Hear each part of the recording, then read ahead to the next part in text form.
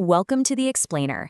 Today, we're jumping right into a totally fascinating intersection of constitutional law and labor rights. We're looking at a landmark Philippine Supreme Court decision that asks a really profound question. Where exactly do the boundaries of a religious institution end, and where does the regulatory power of the state begin? It's a case that touches on everything from freedom of religion and worker protections to the true legal definition of employment itself. So, here's the core legal mystery we're trying to solve today. Can the government actually mandate a church to treat its priests and ministers as regular employees? I mean, think about it. When a person dedicates their entire life to a religious ministry, are they performing a job for an employer, or are they engaging in a purely spiritual calling that the government literally has zero right to regulate? This is exactly the dilemma presented in our source material. To unpack all of this impartially, here is our roadmap for today. We'll start with church, state, and labor, look at the specific Salvation Army case, define ecclesiastical affairs, break down the fourfold employment test, examine the religious freedom question, and finally look at a shared social goal. All right, part one, church, state, and labor, the natural tension. So there is this deeply ingrained friction that exists between the inviolable separation of church and state versus the state's mandate to protect workers. Now, the Constitution is super clear on this. The separation of church and state shall be inviolable. This whole principle is built on mutual respect, right? It ensures the state doesn't meddle in internal church affairs, and the church doesn't interfere in purely secular matters. The state absolutely cannot establish a religion, nor can it force its beliefs on a church. But the term church is used broadly here. It encompasses all religious congregations. So what happens when a religious congregation also acts as an organization with, well, people working for it? Where exactly do we draw that line? Which brings us to part two, the Salvation Army case, a decades-long dispute. Let's ground this high-level tension in a specific real-world conflict involving the Salvation Army and the Philippine Social Security System, or the SSS. And this wasn't some overnight squabble, it was a decades-long administrative battle. Way back in 1962, the Salvation Army actually registered with the SSS and listed its officers as employees.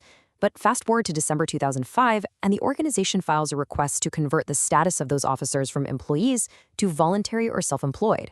Well, in early 2006, the SSS flat out denied the request, citing a lack of legal and factual basis. The Salvation Army fought this up the chain, but both the Social Security Commission and the Court of Appeals affirmed that denial.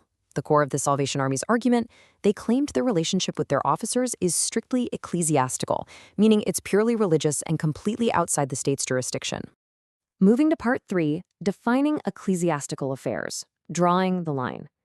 The big question we have to ask here is, does requiring a church to pay Social Security actually mean the government is meddling in church affairs? To figure that out, the court first had to strictly define what constitutes an ecclesiastical affair. Based on previous jurisprudence, an ecclesiastical affair concerns things like doctrine, creed, form of worship, or enforcing religious laws for the congregation. Basically, it's about matters of faith. We're talking about proceedings for excommunication, administering sacraments, ordinations, things like that. These are areas where the state absolutely cannot meddle. So the Supreme Court ends up drawing this really hard line between purely religious activities and everyday, secular, administrative duties. Just because a case involves a church and its ministers, that doesn't automatically make it a purely religious affair. Determining whether an employer-employee relationship exists for the sake of Social Security, that is completely secular in nature. The court isn't sitting there evaluating the spiritual criteria for becoming a minister. It's merely looking at the administrative relationship to see if mandatory SSS coverage applies.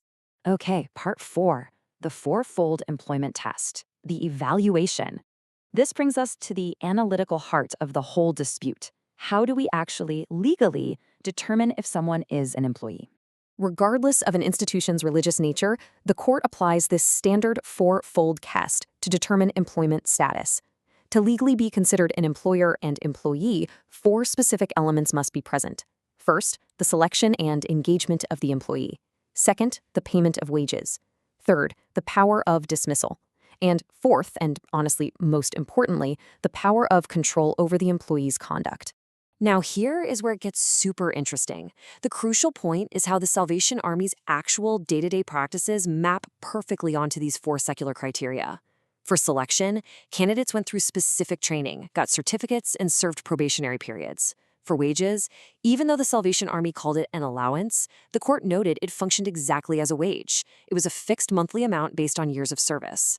For dismissal, the organization did periodic evaluations and held the power to fire officers for ineffectiveness.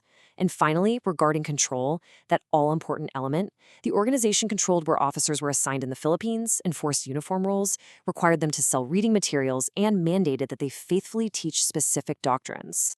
It's absolutely vital to note here that evaluating this relationship for Social Security purposes does not constitute some impermissible intrusion into the religious sphere. The court was crystal clear. Noting the control a church has over its ministers for a secular test doesn't mean the court is telling the church who to ordain, which rituals to observe, or dictating their spiritual authority.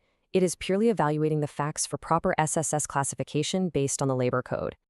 Let's look at Part 5, the religious freedom question, the constitutional defense. But what about the Salvation Army's defense that forcing this coverage violates the non-establishment of religion?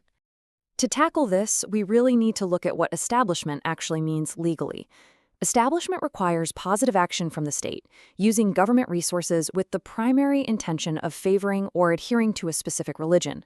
There has to be government action primarily for religion and public money employed to further a particular church.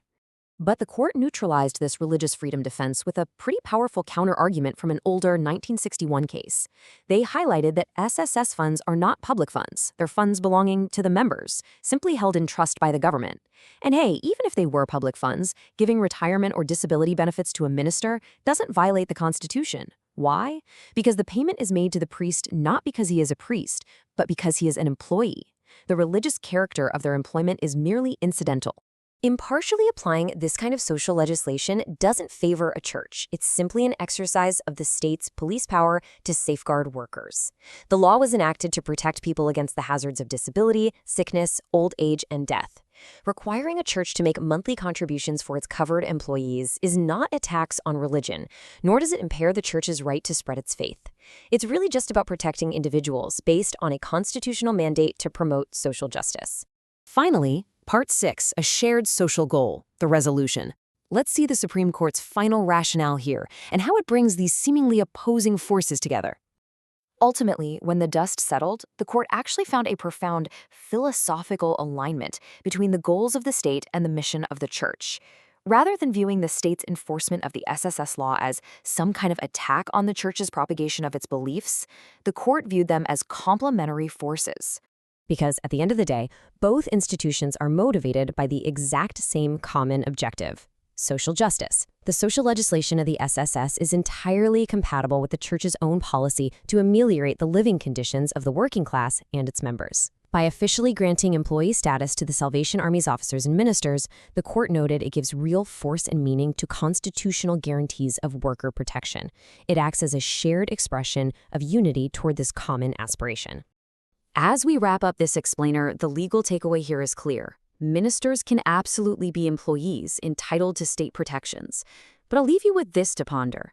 As modern labor laws continue to evolve and expand, will we see the sacred walls of institutional religious freedom shrink? Or will these two massive forces just keep finding new ways to align?